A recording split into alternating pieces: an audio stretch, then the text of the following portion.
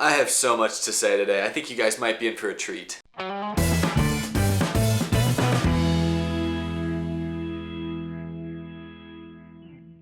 How's it going, everybody? My name is Eric, and welcome to Out of the Groove once again. And like I said in the intro, I do have a lot of things to say. There's a few kind of random news stories. I also want to clarify some comments from yesterday's video that I feel like I should talk about. Also got some gaming news to talk about. I'm a freaking gaming news channel now, whoa. But yeah, anyway, lots to talk about, so let's get to it. I'm excited. I thought about saving this for the end of this episode, but I think I'm gonna just jump out the gates with it, kind of with my own personal manifesto when it comes to NASCAR and some of the issues we've seen recently with drivers losing their rides to other drivers who maybe don't deserve it as much. This is still sort of in reaction to the news from a couple days ago where defending Truck Series champion Brett Moffitt was released from his team because he doesn't have sponsorship money behind him. Got a lot of fans riled up, got a lot of fans upset. I want to give you guys my personal manifesto, just my final thoughts on this, because I was sitting here thinking a lot over the last couple days, and I really want to say this because I think this is something that not enough people are talking about, or that not enough people feel is important to know about NASCAR. What I want to talk about is NASCAR's inherent family structure. And this is going to again lead into something I touched on yesterday where I've criticized NASCAR in the past. You know, part of why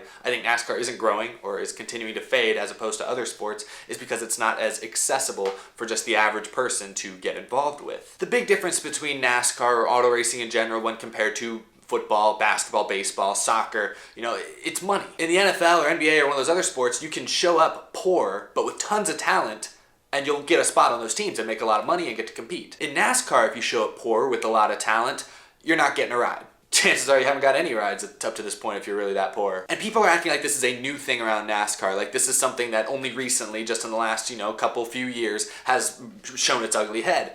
And I'm here to say no. This has been a part of NASCAR's. This has been part of NASCAR's fabric, literally basically since at least the 80s. Pretty much for the majority of NASCAR's existence, especially modern NASCAR. I mean, definitely since the 90s and the 2000s it's been this way 100%. I mentioned in yesterday's video, soccer, the reason it's so popular worldwide is all you need to start playing soccer is a ball and maybe like some trash cans to mark as goals. Boom, you can play soccer. You can even play soccer by yourself. Just kick the ball around and kick it against a wall. You can play soccer by yourself at it anywhere, easily. With NASCAR or any form of auto racing, you need a car. And if it's racing, you need usually several cars. And cars are expensive. Even like a go-kart. Heck, even a bicycle. It's a couple $100. NASCAR, or really any form of top motorsports, you need money to get involved. You need talent too, but you also need money. You need both. Whereas other sports, you can get into the NFL with almost no money. You can be a really broke college student, but you rush for 1,000 yards in your senior year season, you're going to make it into the NFL and make money and probably land on a good team somewhere. In NASCAR, you need money and talent, and that's the way it's always been. Here's what I mean. I said at the beginning, NASCAR is a family-structured sport. There's a reason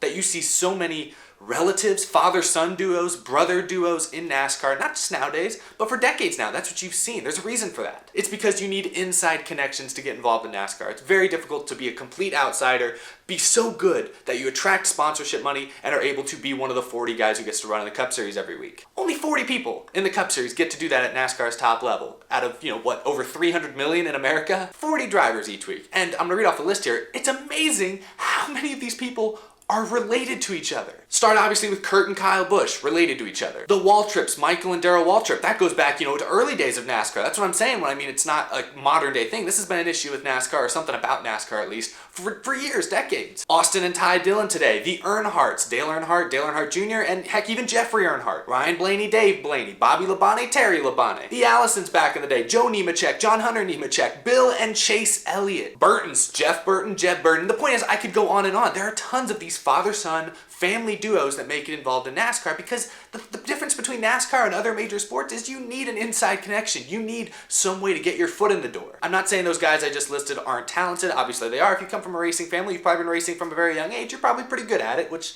I guess it makes sense. That's why nobody's really complained about it until now. But that's my point. When people complain about the fact that Brett Moffitt's getting kicked out of his ride, that's wrong. That's not how NASCAR should be operated, but they're acting like it's the first time it's ever happened. And I'm here to say, no, we've seen how other drivers get unfair advantages for generations. That's been the way it is. I mentioned this yesterday, and no offense, but Dale Earnhardt Jr., a large reason of why he got certain opportunities he did is because he has the name Earnhardt. The reason he was the most popular driver in NASCAR all those years, the reason he had so many endorsement deals, isn't because he was the best driver in NASCAR. He wasn't. He was good, but he was never the best. It's because his last name was Dale Earnhardt and he had a likable personality. Sometimes that wins out in sports. And my point is, people are acting like this is a new thing, like this has only started happening in the last couple of years. And I listed some names there: the Alices, the Waltrips, go even further and further back, the Wallaces, This has been happening for decades. And it's an issue with NASCAR. It's a good thing about NASCAR in one way, because, when you have Bill Elliott, who's retired, his fans can then cheer for his son, Chase Elliott. So that's a good thing. It helps keep generations of fans kind of tagging along here. But it's also a negative because, it kind of shuts the door for outsiders to get in as well. There's heavy advantages for people who already have connections to the sport. And that's why we see so many family members running in NASCAR's top levels these days, and that's why we've always seen it that way. So my point of this rant, and the reason I bring all this up, is just because a lot of people the last couple days have been like, NASCAR is stupid, NASCAR sucks because you don't even need talent to race in it anymore, you just need money. But I just want to point out the inconsistency. This has been an issue or something that's happened in NASCAR for decades, and really it feels like we're only complaining about it now. I'm not saying we shouldn't complain about it, because I do think it is kind of wrong, but we're choosing to complain about it now. And I said this yesterday, if you're a fan that's really that offended by these drivers paying their way into rides or getting unfair opportunities, there's still tons of drivers that, despite the odds, have managed to carve out their own stake and their own, role in NASCAR, like Kyle Larson. I named these guys. Kyle Larson earned his ride, Eric Jones, Alex Bowman, William Byron, Suarez even, as well as veterans. There are still a lot of drivers in NASCAR that are able to make a name for themselves, build their own reputation without relying on other generations of help. So there's still a lot of people out there to root for if you're against this whole idea, but I just want to point out that it's not a new thing. It's been happening for a long time, and we can talk about it, we can criticize it, but don't act like it's a brand new thing and it's part of why NASCAR is dying right now, or however people like to phrase it. It's been happening for a long time, and without hurting NASCAR, it's not fair to say that it's what's killing it now. Anywho, now that I got that out of the way, I just really wanted to say that. I was thinking about that a lot last night and earlier this morning. I really wanted to say that because I thought it made a lot of sense, and I feel like there's nobody else saying that out there. But now we're going to get into actual news stories, because yesterday there were some kind of interesting reports. We have another silly season update regarding the Xfinity Series. John Hunter Nemechek, one of those second-generation drivers I was just talking about, was announced to drive the 23 car for GMS in the Xfinity Series next year, which is pretty good for him. John Hunter Nemechek has been driving for Chip Ganassi in the Xfinity Series here and there the last couple of years, I believe. I know he did last year. A lot of people thought he'd get that 42 car this year full-time.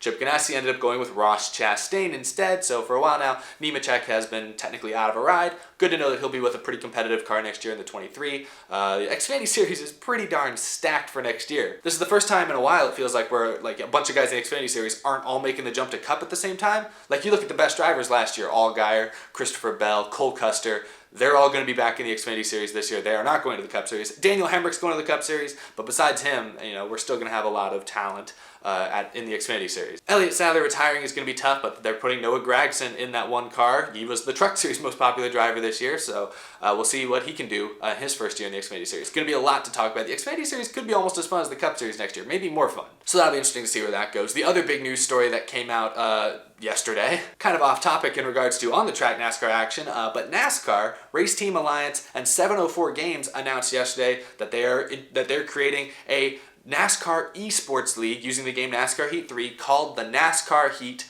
Pro Series. The concept is pretty simple. A bunch of top NASCAR teams are competing in it: SHR, JGR, Roush, Hendrick, a bunch of others. Each team is going to end up with two drivers, two NASCAR Heat 3 players, one who will be playing on PlayStation and one who will be playing on Xbox One. And starting at the All-Star race next year, the league will begin, and they will compete, I think they said, for 16 races, and it'll be like a online racing series. Apparently, if you want to enter to have a chance of being one of these race teams' Heat 3 drivers, they have a website. I don't know the website. You can go look it up. You can register your name and then just play NASCAR Heat 3 a whole bunch and try to be good at it, and you might get picked by Hendrick Motorsports, I guess. It's weird, it's interesting, but that's the announcement, so there you go. I'm not shocked to hear the news. This isn't a gaming channel, but I do play NASCAR Heat 3. If you guys watch, I do live streams usually about once a week, and they recently updated the game to include what they used to be called multiplayer, was now called ESports. So for at least a month or two now, you kind of could see this coming.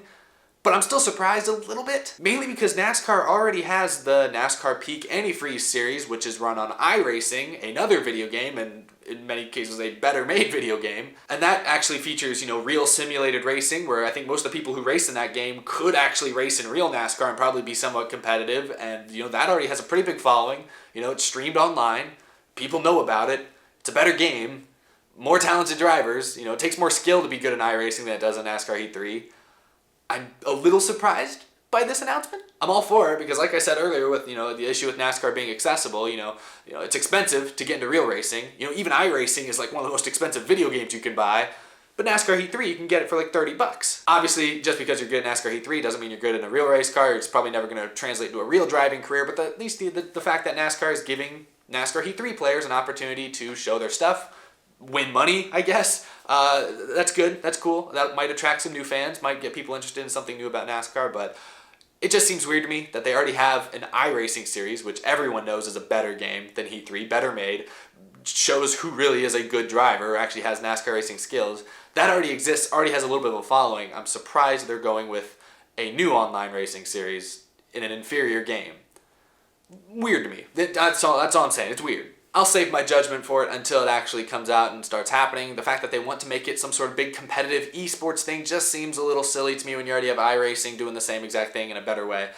Anyway, I'll reserve most of my judgment until it actually comes out, but who knows? Maybe I'll see one of you guys in the comment section racing for Roush in a few months. Anyway, y'all, those are the big topics I wanted to hit on today. Thank you so much for watching. As always, you can continue the conversation with me on Twitter or Instagram. Those links to my profiles are down below as well. Or you can sponsor the show on Patreon, like at GWizofTheStars, Michael Harrison, Mentally Defective, Cameron James, Tice Moore, and the rest of our amazing Patreon supporters. Thank you all, as always, so much for supporting me directly. Helps keep this show on a roll. I mixed up two sayings right there, but thank you guys. Of course, P.O. Box, you guys can send me cool NASCAR stuff and I'll shout you out in a future NASCAR video. I got a really nice letter from someone today. I don't have his name, but I'll talk about him in a video. I'll talk about it. So thanks for sending me stuff on there. I'll shout you out in a future video.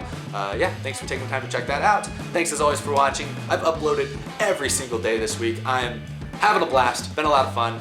So thanks as always for the support, everybody. You guys keep me inspired. You guys keep inspiring me to work harder and harder and make more and more content the best way I possibly can. So thanks for that, and I'll talk to you guys again probably sooner rather than later. See you soon.